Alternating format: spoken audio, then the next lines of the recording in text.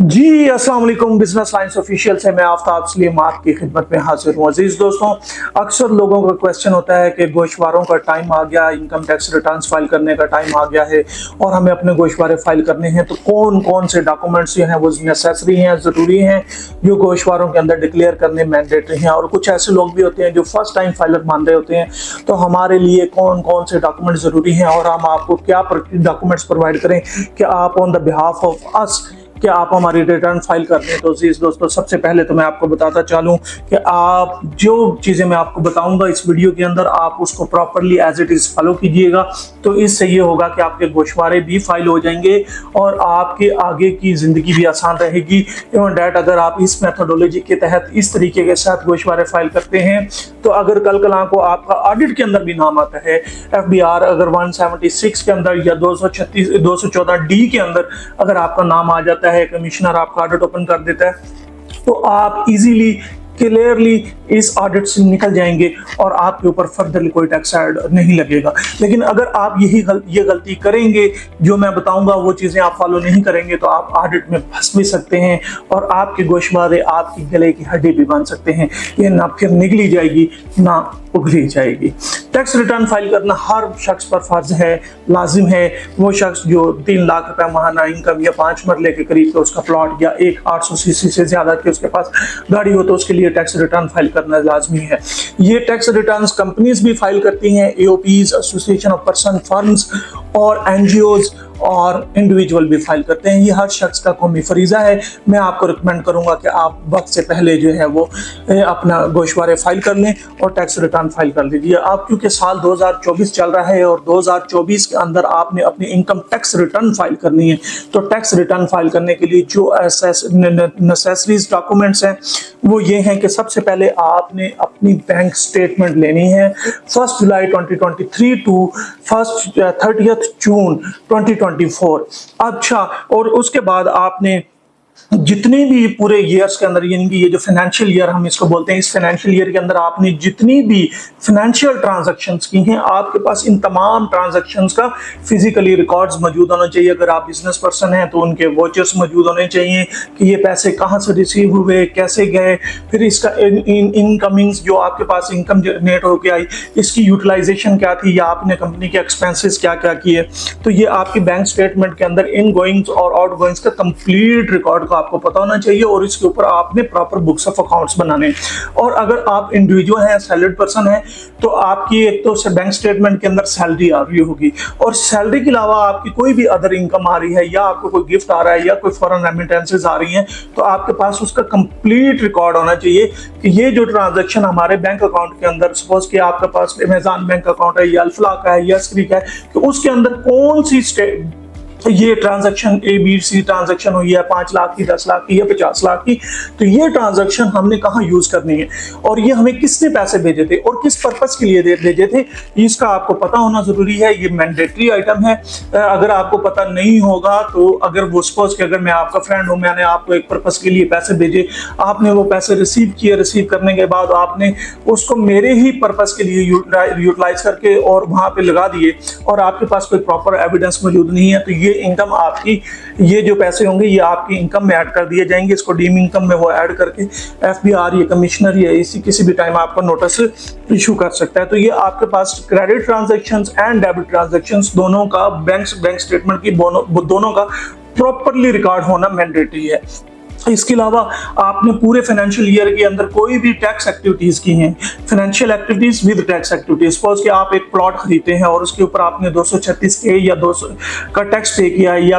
आपने प्लॉट बेचा है तो आपने 236C का प्लॉट टैक्स पे किया है, तो इस सूरत हाल में जो आपके इसके टैक्स डिडक्शन सर्टिफिकेट्स हैं, अगर आपने किसी कंपनी से या कोई सोसाइटी से लिए तो टैक्स डिडक्शन सर्टिफिकेट आपके पास मौजूद होना जरूरी है। और टैक्स डिडक्शन सर्टिफिकेट लेते वक्त आप ये इंश्योर कर लें कि आप जिस कंपनी का टैक्स रिडक्शन सर्टिफिकेट ले रहे हैं, आया कि उस कंपनी के ने आपके बिहाफ पे, उस विद होल्डिंग एजेंट ने आपके बिहाफ पे टैक्स भी जमा करवाया या नहीं, तो उससे CPR भी डिमांड करें कि कंपनी हमें CPR भी प्रोवाइड करे कि उसके CPR में ये देखा जाएगा कि ये ट्रांजैक्शन वाकई ही एफबीआर को पे हो चुकी है। इन केस अगर आपके पास सिर्फ टैक्स डिडक्शन सर्टिफिकेट है और वो पेमेंट टैक्स की OCPR की पेमेंट जो है वो गवर्नमेंट ऑफ पाकिस्तान को नहीं गई, एफबीआर को नहीं गई, तो वो जो आप टैक्स डिडक्शन सर्टिफिकेट की अमाउंट अपनी रिटर्न्स के अंदर ऐड करेंगे, वो अमाउंट आपको बाद में, वो अगर CPR उसका जनरेट नहीं हुआ तो वो आपको भी पे करनी पड़ सकती है। इसके अलावा आपके गाड़ी के टोकन टैक्सेस हैं। अगर आपने गाड़ी जुलाई के मंथ के अंदर आपने अपनी गाड़ी के टोकन टैक्स पे किए होंगे, लेकिन आप 2025 का फाइनेंशियल ईयर, लेकिन पिछले साल जुलाई की जो आपने पेमेंट की थी टोकन टैक्स की, उस टोकन टैक्स के अंदर अगर आपकी गाड़ी 10 साल से ज़्यादा पुरानी नहीं है तो आपका वहाँ पे इनकम टैक्स डिडक्ट हुआ होगा। तो उस इनकम टैक्स की स्लिप आपके पास मौजूद होनी ज़रूरी है। कोई भी मोबाइल कंपनीज है, सपोज कि यूफोन है, टेलीनॉर है, वारिद है, जैज़ है, इसके अंदर आपने अपना टैक्स पे किया होगा 231 का, तो इस टैक्स की इसका tax deduction certificate in company से आप ले लीजिएगा। इनकी मोबाइल ऐप से भी मिल जाता है और इनकी वेबसाइट से भी मिल जाता है, और अगर आप हेल्पलाइन पे कॉल करेंगे तो वहाँ पे भी आपको हो जाएगा। ये जो फ़ोन में आपका टैक्स यूज़ होता है ये आप उसको एडजस्ट कर सकते हैं। इसके अलावा बिजली के बिल हैं, अगर आपके पास इंडस्ट्रियल कनेक्शन है या आपके पास कमर्शियल कनेक्शन है या आप नॉन फाइलर हैं और आपका रेजिडेंशियल कनेक्शन भी है, तो वो भी उसके ऊपर आपका टैक्स डिडक्ट हो रहा होगा। तो इस सूरत हाल के अंदर जो आपका टैक्स होगा इनकम टैक्स, वो आपने उसका जुलाई के मंथ का बिल ले लेना है और जुलाई के मंथ के अंदर पिछले फाइनेंशियल ईयर की कंप्लीट टैक्स की डिटेल भी दी होती है और उसके साथ इनकम की डिटेल, बिलिंग की डिटेल भी दी होती है, और वो आप अपने एक्सपेंस में अंदर ऐड कर देंगे तो ये भी बिजली का बिल भी मैंडेटरी होगा। उसके साथ जो है आपके इंटरनेट कनेक्शंस हैं, जैसे नया टेल है, PTCL के कनेक्शन है, फाइबर ऑप्टिक के या फाइबर स्टोन के, तो ये भी आपके जब कनेक्शन प्रोवाइड करते हैं तो जो आप बिल पे करते हैं उसमें अंदर एक पोर्शन जो है वो टैक्सेशन का पोर्शन होता है, इनकम टैक्स का पोर्शन होता है जो विद होल्डिंग एजेंट ऐड कर लेते हैं। तो आपने उन बिजली के बिलों को भी अपने पास संभाल के रखना है, या आप जुलाई के वहाँ से उस कंपनी से टैक्स डिडक्शन सर्टिफिकेट भी ले लीजिए कि हमने बिजली के बिल बिजली के बिल और टेलीफोन और इंटरनेट के बिल पे किए। इसके अलावा गैस के बिल, अगर आपके पास कमर्शियल कनेक्शन है गैस का तो उसके ऊपर इनकम टैक्स डिडक्ट होता है, तो आपने गैस के बिल कमर्शियल कनेक्शन के लिए इनकम टैक्स में भी एडजस्ट करने। और इन केस के अगर आपके पास गैस का कनेक्शन घर के अंदर है तो आप इसको यूटिलिटी एक्सपेंस या पर्सनल एक्सपेंस के अंदर ऐड ऑन करेंगे, कंप्लीट करिए पूरे होल ईयर के। अच्छा, अगर आप बिजनेस पर्सन है तो आपकी जितनी भी सेल इनवाइसेस हैं आपके पास उन तमाम इनवाइसेस का रिकॉर्ड होना चाहिए और उनकी पेमेंट आपके बैंक के अंदर कहाँ पे रिफ्लेक्ट कर रही है उसका कंप्लीट रिकॉर्ड आपके पास मौजूद होना चाहिए। और अगर आप सेल टैक्स रजिस्टर्ड हैं तो आपकी बैंक स्टेटमेंट, आपकी सेल टैक्स के अंदर जितनी आपने सेल डिक्लेयर की है वो, और जो आपका टैक्स डिडक्शन सर्टिफिकेट है अगर आपने किसी क्लाइंट से लिया है, बहुत सारे लोग सप्लाईज का काम कर रहे होते हैं, तो इन तीनों का बैलेंस और इन तीनों की क्रेडिट अमाउंट्स जो है, जो इनकमिंग्स हैं, इनकम्स हैं, ये रिकंसाइल्ड और प्रॉपर होनी चाहिए। और अगर थोड़ा बहुत फर्क है तो उसकी आपके पास प्रॉपरली जस्टिफिकेशन होनी चाहिए। Detail of purchase of invoices, अगर आपका कारोबार है, बिजनेस कर रहे हैं तो आपने जो चीज़ें सेल की हैं लेकिन वो आपने बाय कहाँ से की हैं, तो जहाँ से आप अपने वेंडर से बाय कर रहे हैं तो आपके वेंडर्स का आपके पास कंप्लीट परचेज इनवॉइसेस होनी चाहिए। और अगर आप विद होल्डिंग एजेंट है तो उनके CPR भी होने चाहिए जो वेंडर्स का आपने टैक्स काटा है। इसके अलावा डिटेल ऑफ बिजनेस एक्सपेंसेस होने चाहिए, कुछ सैलरीज हैं, यूटिलिटी एक्सपेंस हैं बिजनेस के। इसके अलावा आप बिजनेस के फर्दर कोई भी बिजनेस का एक्सपेंस है, फॉर एग्जांपल आपने फ्यूल की है, CO रेमोरेशंस हैं, फ्यूल के लिए दिए हैं, कंस्ट्रक्शन एक्सपेंस दिए हैं, लेबर चार्जेस दिए हैं, FOH दिए हैं, तो इन तमाम की आपके पास डिटेल होनी चाहिए। और ये तमाम के तमाम एडमिसिबल एक्सपेंस होने चाहिए, यानी कि प्रॉपरली बैंकिंग चैनल होने चाहिए, कैश की सूरत में ये काबिल कबूल नहीं होते।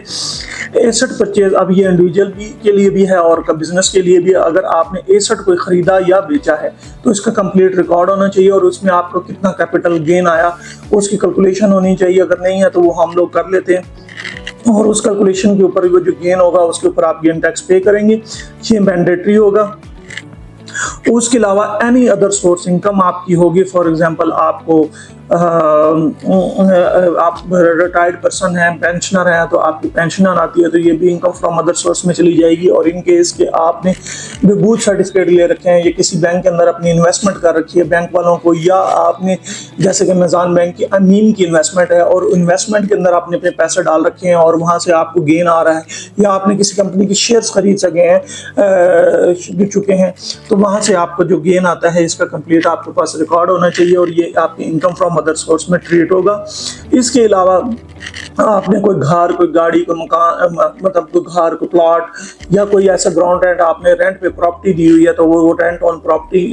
किस सेक्शन के अंदर आएगा, तो उसका आपके पास रिकॉर्ड होना चाहिए और ये रेंट आपने अपने बैंक अकाउंट के अंदर रिसीव करना है। और फॉरेन गिफ्ट आया है आपको, किसी दोस्त या आपने आपको बाहर से गिफ्ट भेजा है, ये पाकिस्तान से कोई गिफ्ट है, तो गिफ्ट का प्रॉपरली गिफ्ट डीड होनी चाहिए। और इन केस के फॉरेन रेमिटेंसेज आई हैं तो उनका कंप्लीट आपके पास रिकॉर्ड मौजूद होना जरूरी है कि ये मुझे बाहर से ही पैसा आया। आपने उसको एक्सप्लेन भी करना है और इन द केस अगर if audit will be open then आपने इसको एक्सप्लेन भी करना होता है और इसके एविडेंस की भी जरूरत होगी। तो ये वो तमाम चीज़ें हैं। अगर प्राइवेट लिमिटेड कंपनी है तो बैलेंस शीट और प्रॉफिट एंड लॉस, और अगर 2.5 मिलियन से अबव की कंपनी होगी तो उसके ऑडिटेड अकाउंट होने मैंडेटरी हैं। और अब एओपी के लिए भी अकाउंट्स का ऐड करना लाजमी करा दिए गए। ये तमाम वो चीज़ें हैं जो आपने अपने कंसल्टेंट्स को प्रोवाइड करनी है और आपका कंसल्टेंट फिर उसके अकॉर्डिंगली आपके बुक्स ऑफ अकाउंट्स बनाएगा और books of accounts after check करने के बाद उसकी जो टैक्सेबल इनकम होगी वो आप गोशवारों के अंदर डिक्लेयर करेंगे विद द एविडेंस। और ये तमाम चीज़ें आपकी मौजूद होनी चाहिए। देन जाके जो है ना वो आपका जो है वो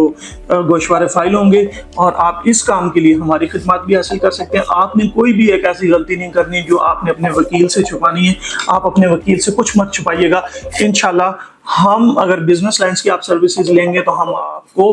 ए कैटेगरी बल्कि A+ कैटेगरी की सर्विसेज देंगे। बिजनेस लाइन से आफ्ताब सलीम को दीजिए इजाजत। Signing off.